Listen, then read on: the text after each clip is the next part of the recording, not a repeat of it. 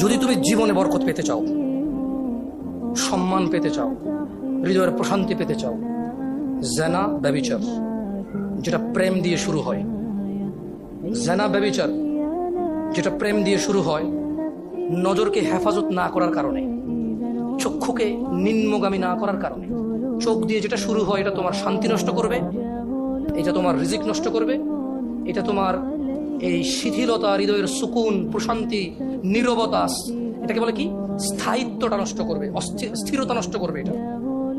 ছোট ভাই, তোমার প্রতি আমার নসিহত, তুমি কে নীল পড়ছে, লাল পড়ছে, কে ছোট পড়ছে, কে বড় পড়ছে, তুমি এগুলো মেজারমেন্ট করার দরকার নাই। তুমি নিচে নজর রাখো, হাঁটো, তোমার এটা জানারও দরকার নাই আজকে তোমার সামনে দিয়ে কয়টা মেয়ে কি পড়ে গেছে তুমি দেখোই নাই। তুমি নিচে হাঁটো, যথাসম্ভব তুমি যতটুকু নিচে দেখে হাঁটা সম্ভব তুমি তোমার চোখে হেফাজত করো। লজ্জাস্থান হেফাজত হবে, লজ্জাস্থান হেফাজত হলে তোমার হৃদয়ের প্রশান্তি নষ্ট হবে না ইনশাআল্লাহ। রিজিকের দরজা খুলবেই।